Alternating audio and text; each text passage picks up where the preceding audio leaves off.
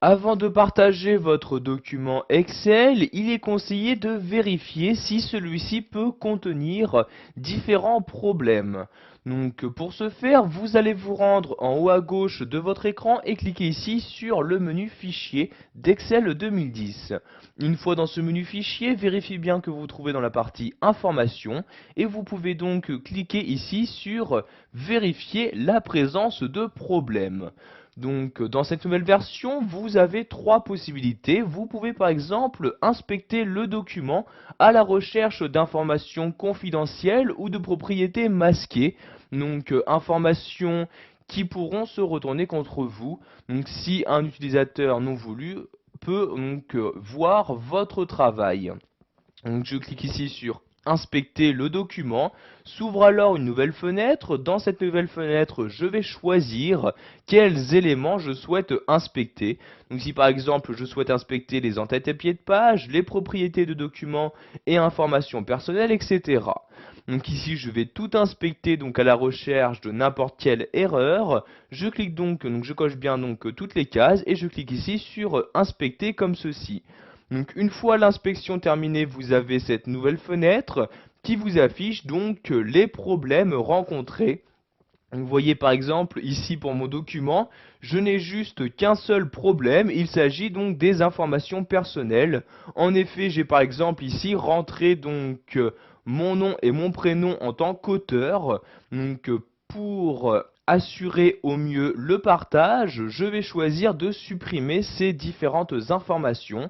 Donc tout simplement en cliquant ici sur supprimer tout comme ceci et les informations sont maintenant supprimées. Vous pouvez, si vous le souhaitez, choisir de réinspecter votre document en cliquant ici sur réinspecter. Donc je vais réinspecter tout, donc je coche bien tout et je clique ici sur inspecter. Et voyez cette fois-ci donc aucune erreur n'a été trouvée. Je peux donc cliquer ici sur fermer.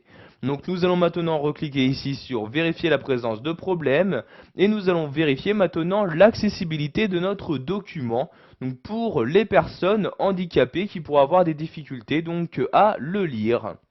Je clique donc ici sur vérifier l'accessibilité.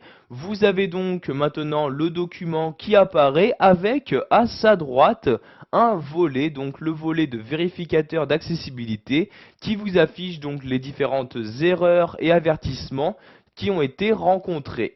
Donc par exemple l'erreur, il y a ici un texte de remplacement. Donc en effet mon nom de tableau, je l'ai laissé par défaut, donc tableau 1, alors qu'il est conseillé vraiment de choisir, donc d'insérer, de personnaliser son propre nom de tableau.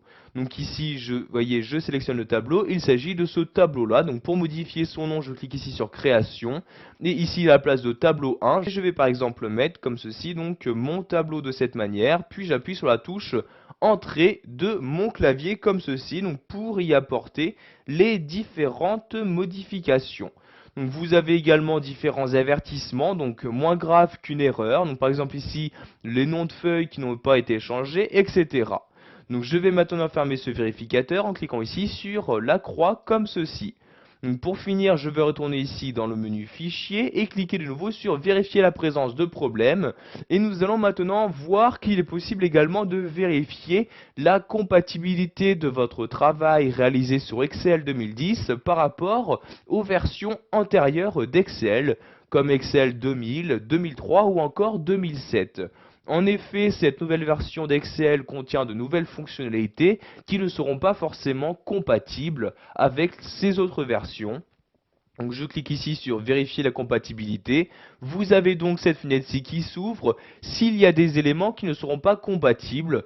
Donc par exemple ici le style de tableau que j'ai actuellement utilisé donc pour ce tableau ici en arrière-plan ne sera pas compatible avec les versions antérieures d'Excel. Donc comme ceci est indiqué dans cette partie-là. Donc si vous souhaitez que votre document soit pleinement compatible, il est conseillé, donc par exemple ici dans mon cas, de modifier donc ce style de tableau.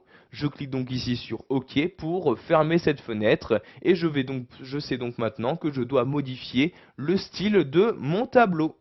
Voilà, vous savez maintenant comment vérifier la présence de problèmes sur votre document, que ce soit en l'inspectant à la recherche de données personnelles ou encore en vérifiant sa compatibilité.